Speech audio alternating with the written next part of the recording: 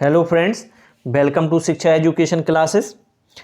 दोस्तों, आज हम करेंगे ग्रामीण अर्थव्यवस्था का पंचायती राज व्यवस्था का पेपर नंबर 4 सॉल्व करेंगे हम लोग, जिसमें हम लोग 20 क्वेश्चन, आप लोगों को पता ही है हर सेट में रहते हैं, क्वेश्चन करेंगे। दोस्तों, यदि आपको ऑब्जेक्टिव सीरीज अच्छी लग रही हो तो आप चैनल को सब्सक्राइब कर लें। रोज़ रात 7 बजे आपको एमपी की पंचायती राज अर्थव्यवस्था से संबंधित रोज एक पेपर सेट मिला करेगा। जैसे ही ये 42 सेट खत्म हो जाएंगे तो उसके बाद आपको अन्य ऑब्जेक्टिव अवेलेबल करवाए जाएंगे जो आपके आगामी पटवारी एग्जाम के लिए महत्वपूर्ण होंगे। चलिए दोस्तों, आज का पहला क्वेश्चन है, किस योजना का नाम बदलकर नेशनल रूरल लिवलीहुड मिशन रखा गया है?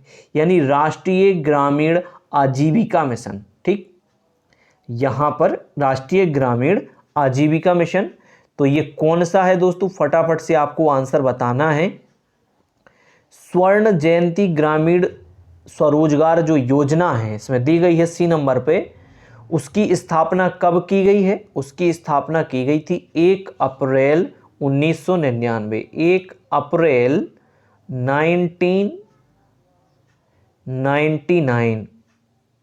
1999। ठीक है, तो जो राष्ट्रीय ग्रामीण आजीविका मिशन है उसका नाम बदल करके स्वर्ण जयंती ग्रामीण स्वरोजगार योजना रखा गया है, यानी ऑप्शन नंबर सी सही है। स्वर्ण जयंती ग्रामीण स्वरोजगार की स्थापना कब हुई? 1 अप्रैल 1999 में। चलिए दोस्तों, अगला क्वेश्चन देखते फटाफट से। अगला क्वेश्चन है, मध्य प्रदेश में किसान मित्र का प्राथमिक कार्य क्या है? कृषि श्रमिक के रूप में कार्य करना, किसान के खेतों की सुरक्षा करना, शासकीय योजनाओं के बारे में जानकारी प्रसारित करना, या किसानों के उत्पादों को बाजार तक ले जाना, क्या इसमें मुख्य है? तो मध्य प्रदेश में जो किसान मित्र का प्राथमिक कार्य है वो है शासकीय योजनाओं के बारे में जानकारी प्रशासित करना। ये प्रसारित करना, ऑप्शन नंबर सी आपका यहां पर राइट आंसर हो जाएगा। किसान मित्र का काम क्या है? शासकीय योजनाओं के बारे में जानकारी को प्रसारित करना, किसानों तक उसकी जानकारी देना। चलिए दोस्तों, अगला क्वेश्चन देखते हैं फटाफट से। मध्य प्रदेश हस्तशिल्प उत्पादों की पूरे भारत में बिक्री करने वाले विक्रय केंद्र का क्या नाम है? जो हस्तशिल्प को वो करता है, उत्पादों को पूरे भारत में बिक्री करता है, वो है मृगनयनी एम्पोरियम। कहाँ पर है? इंदौर में है। कहाँ पर स्थित है दोस्तों? ये मृगनयनी एम्पोरियम आपका इंदौर में है, जो हस्तशिल्प उत्पादों को पूरे भारत में बेचने का कार्य करता है। चलिए दोस्तों, अगला क्वेश्चन। स्वर्ण जयंती ग्राम स्वरोजगार योजना किस वर्ष आरंभ हुई? अभी अभी चर्चा, 1 अप्रैल 1999। अभी जो देखिए यहां पर एक ही प्रश्न संबंधित 2 क्वेश्चन पूछ लिए गए हैं आपसे। एक तो पूछा गया है कि किस योजना का नाम रूरल लाइवलीहुड मिशन रखा गया था, तो वो स्वर्ण जयंती था, और ये यहां स्थापना पूछ ली गई है, तो ये आरंभ कब हुई थी? 1 अप्रैल 1999। चलिए दोस्तों, अगला क्वेश्चन देखते फटाफट से। निम्नलिखित में से कौन सा प्रायोजन नहीं है जिसके लिए एक कृषि ऋण एक किसान को दिया जाता है? जिसके लिए एक कृषि निवेश ऋण एक किसान को दिया जाता है? बीज की खरीद, सिंचाई, कृषि मशीनरी की खरीद, या भूमि विकास? किसके लिए दिया जाता है?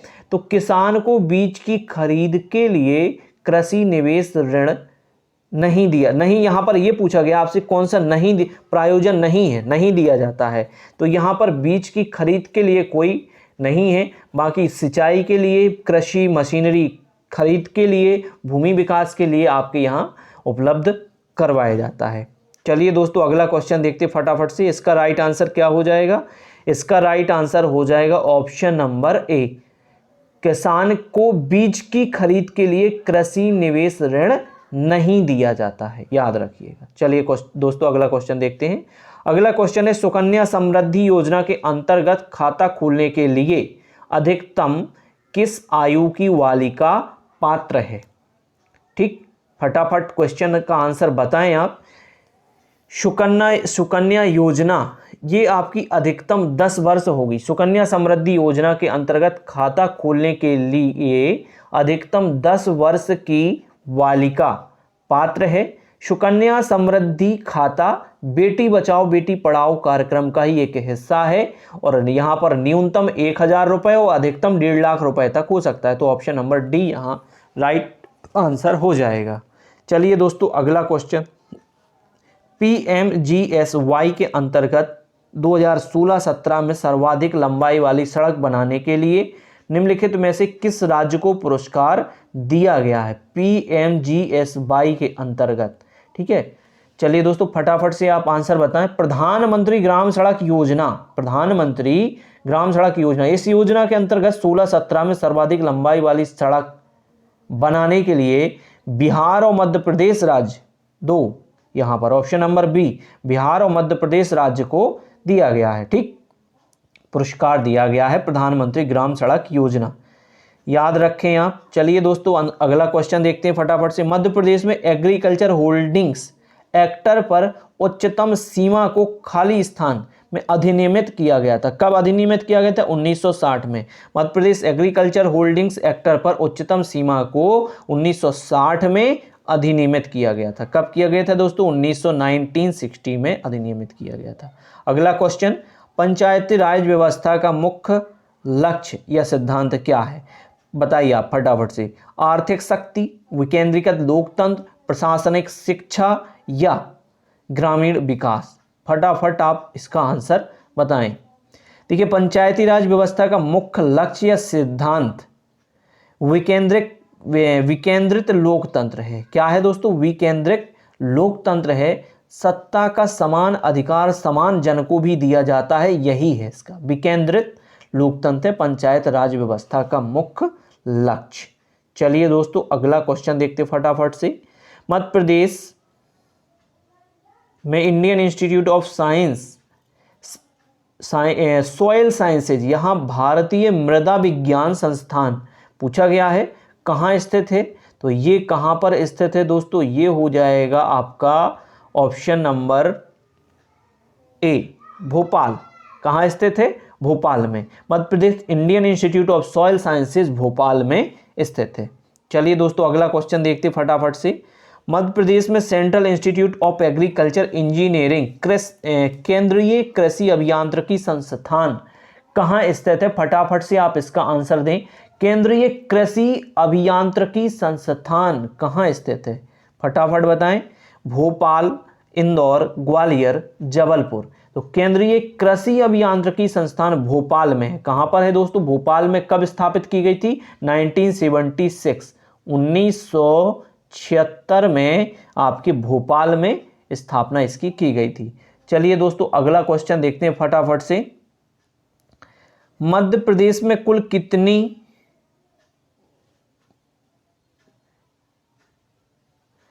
कितनी कृषि मंडियां विनियमित की गई हैं? तो मध्य प्रदेश में 500 से 600 कृषि मंडियां विनियमित की गई हैं।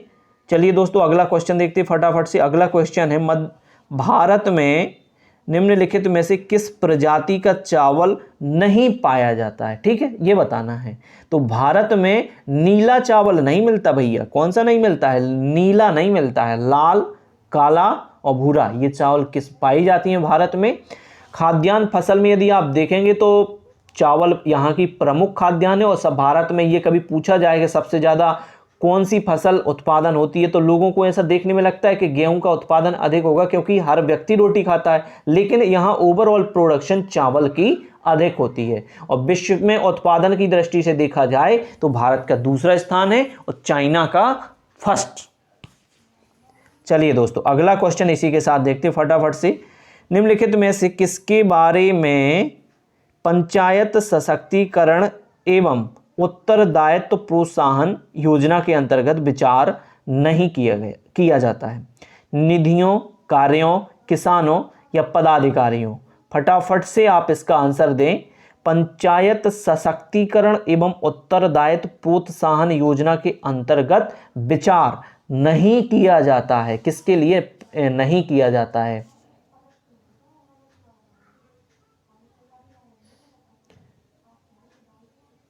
फटाफट आप आंसर दें। ऑप्शन नंबर सी, यहाँ पर किसानों के लिए विचार नहीं किया जाता है और जिसके लिए यहाँ विचार किया जाता है वो है निधियों, कार्यों और पदाधिकारियों के लिए यहाँ पर योजना के अंतर्गत विचार किया जाता है। किसके लिए नहीं किया जाता है? किसान के लिए नहीं किया जाता है।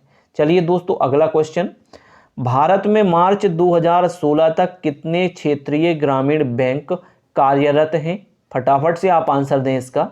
2016 तक कितने हैं? टोटल 56। कितने हैं दोस्तों? 56 क्षेत्रीय ग्रामीण बैंक कार्यरत हैं। ग्रामीण बैंक की स्थापना की बात कही जाए तो जो ग्रामीण बैंक की स्थापना है वो 2 अक्टूबर 1975, 2 अक्टूबर 1975, 2 अक्टूबर 1975 को की गई थी। इसी दिन 5 क्षेत्रीय ग्रामीण बैंकों की स्थापना हुई। सिक्किम, गोवा को छोड़कर देश के सभी राज्यों में क्षेत्रीय ग्रामीण बैंक कार्यरत है। चलो दोस्तों अगला क्वेश्चन देखते हैं। राष्ट्रीय विकास परिषद की स्थापना ब्लैंक में हुई थी। कब हुई थी? राष्ट्रीय विकास परिषद एनडीसी, फटाफट से। नेशनल डेवलपमेंट काउंसिल की स्थापना हुई 6 अगस्त 1952। कब हुई? 6 अगस्त 1952, 6 अगस्त 1952 को राष्ट्रीय विकास परिषद की स्थापना हुई। इसके माध्यम से आप बहुत अच्छे से एनालिसिस कर लें कि किस तरीके का क्वेश्चन आपका 2022 में पूछा जा सकता है, उसी आधार पर आप पंचायती राज तैयार करें। चलिए दोस्तों अगला क्वेश्चन देखते हैं फटाफट से। वैश्विक भूख सूचकांक 2017, हालांकि इस क्वेश्चन का कोई मतलब नहीं आज हमारे लिए, हमें उस टाइम अगर 22 में कंडक्ट होता है तो हम 21 और 20 के बारे में जानेंगे। इसका राइट आंसर फटाफट से बताएं। वैश्विक भूख सूचकांक 2017 में भारत की श्रेणी क्या रही है वो आपको बताना है। तो 2017 में भारत की श्रेणी 119 में से 100 है, 119 में से 100 हो जाएगा। ऑप्शन नंबर डी आपकी यहां पर राइट आंसर हो जाएगा दोस्तों। चलिए दोस्तों अगला क्वेश्चन देखते हैं फटाफट से। अगला क्वेश्चन है, यदि स्वयं सहायता समूह स्वर्ण जयंती ग्राम स्वरोजगार योजना के अंतर्गत आता है तो पंचायत का निम्न में से कौन सा कार्य नहीं है? कौन सा कार्य पंचायत को नहीं करना है? इस फटाफट से आप आंसर दें।